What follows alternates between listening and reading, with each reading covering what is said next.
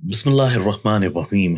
मोहतरम नाजरीन, आज की इस वीडियो में हम बात करने वाले हैं कि जब औरतें अपने बालों में कंघी करती हैं तो कंघी में उनके बाल टूट जाते हैं और कुछ बाल गिर जाते हैं।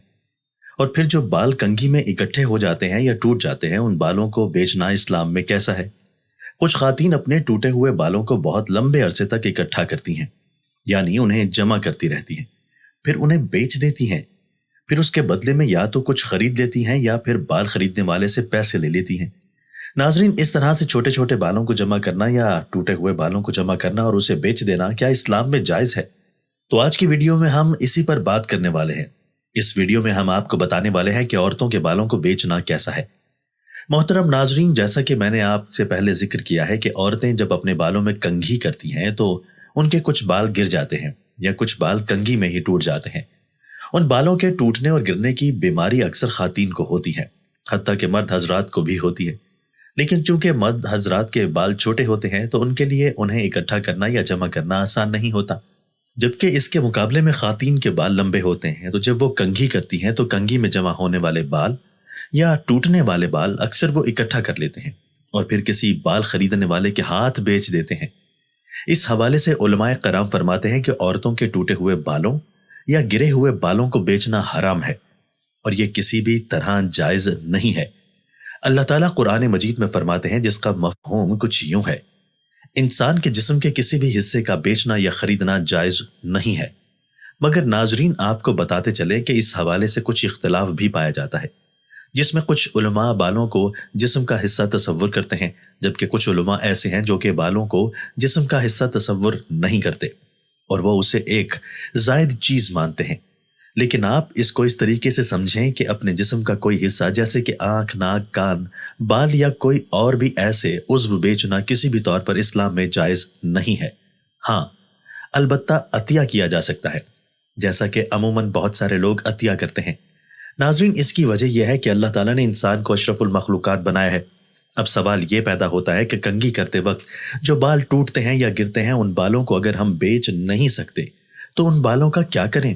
तो नाजरीन, आपको बताते चलें कि इसका एक बेहतरीन हल यह है कि अपने उन बालों को कोशिश करें कि किसी सुनसान जगह पर दफना दें या फिर घर के किसी करीबी किसी जगह पर छुपा दें, जहां से वो बाल किसी भी तरह से बाहर ना आए।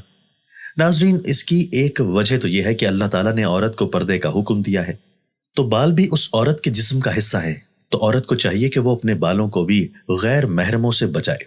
अलबत्ता ये एक अलग अफसोस की बात है कि आज की बहुत सी खातीन बेपर्दा हो गई हैं और वो अपने सर के बाल तो क्या, अपना जिस्म भी अजनबियों के सामने नहीं छुपाती हैं। बालों को दफनाना चाहिए या किसी ऐसी जगह पर रखना चाहिए कि जहां से कोई अजनबी उनको ना उठा सके। उसकी एक वजह तो नाजरीन यह है कि बालों पर जादू भी होता है, यानी बालों के जरिए से काला जादू भी किया जा सकता है। तो क्या फिर अजनबी और क्या कोई अपना कोशिश करें कि अपने उन टूटे हुए या गिरे हुए बालों को जमीन में गड्ढा खोद कर दबा दें ताकि वो किसी के हत्थे ना चढ़े।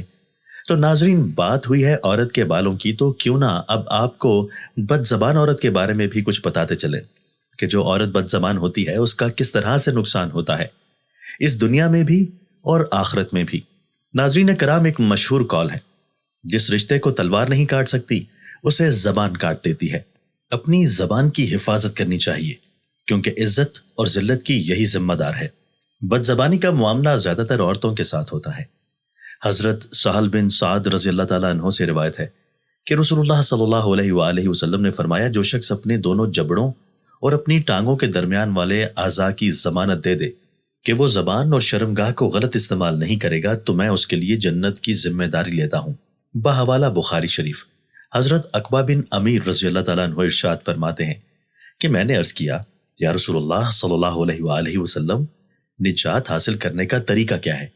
तो आप सल्लल्लाहु अलैहि वसल्लम ने इरशाद फरमाया, अपनी जबान को काबू में रखो, अपने घर में रहो, फजूल बाहर न फिरो और अपने गुनाहों पर रोया करो। बहवाला तिरमिज़ी शरीफ। बेदीन औरत की जबान वो तलवार है जो कभी जंग आलूद नहीं होती।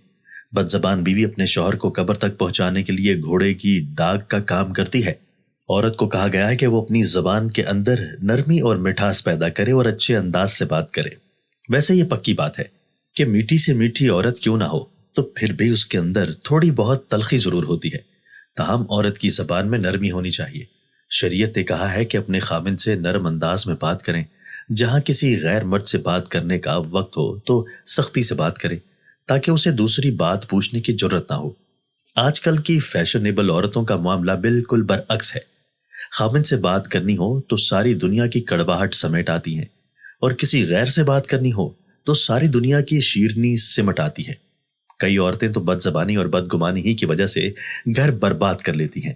شریعت نے حکم دیا ہے کہ محرم مرد سے بات کرو تو نرمی سے، غیر محرم سے بات کرنی پڑ جائے تو سختی سے کرو۔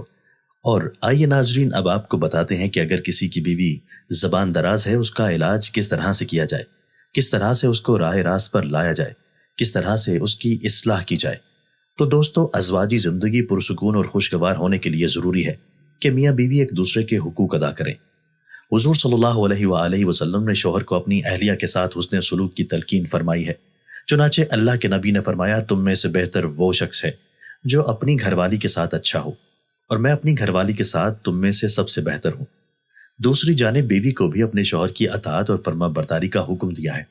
اللہ تعالیٰ کے پیارے نبی حضرت محمد صلی اللہ علیہ وآلہ وسلم فرماتے ہیں، جس کا مفہوم کچھ یوں ہے کہ بالفرض اگر میں کسی کو کسی کے سامنے سجدہ کرنے کا حکم دیتا تو بیوی سے کہتا کہ وہ اپنے شوہر کو سجدہ کرے۔ اگر کسی شخص کی بیوی نافرمان ہو تو قرآن کریم میں سورہ النساء کی آیت نمبر 34 میں اللہ تعالیٰ نے نافرمان بیوی کی اصلاح کے 3 طریقے ذکر فرمائے ہیں۔ یعنی عورت اگر نافرمان ہے یا اس کی جانب سے نافرمانی کا اندیشہ ہے تو پہلا درجہ اصلاح کا یہ ہے کہ نرمی سے اس کو سمجھائے۔ اگر بیوی محض سمجھانے سے باز نہ آئے تو دوسرا درجہ یہ ہے کہ شوہر اپنا بستر علیحدہ کر دے تاکہ وہ اس علیحدگی سے شوہر کی ناراضگی کا احساس کر کے اپنے فعل پر نادم ہو جائے۔ فقہا نے لکھا ہے کہ جدائی صرف بستر میں ہو، مکان کی جدائی نہ کریں کہ عورت کو مکان میں تنہا چھوڑ دیں، کیونکہ اس طرح کرنے سے فساد بڑھنے کا خدشہ ہے۔ اور جو عورت اس سزا سے بھی متاثر نہ ہو تو تیسرے درجے میں اس کو معمولی مارنے کی بھی اجازت ہے، جس سے اس کے بدن پر اثر نہ پڑے اور ہڈی ٹوٹنے یا زخم لگنے تک نوبت نہ آئے، اور چہرے پر مارنے کو بالکل منع فرمایا گیا ہے۔ اس کے علاوہ خاندان کے بڑوں یا کسی ایسے محرم کے ذریعے بیوی کو شوہر کی اطاعت و فرما برداری کا سبق پڑھوایا جائے جن کی بات کا اس پر اثر ہو۔ امید ہے کہ ان تینوں طریقوں سے اللہ تعالیٰ نافرمان اور بد زبان بیوی کو فرما بردار بنا دے گا۔ امید ہے دوستوں کہ ہماری آج کی یہ ویڈیو آپ کو پسند آئی ہوگی۔ کمنٹ میں اپنی رائے کا اظہار ضرور کیجیے گا۔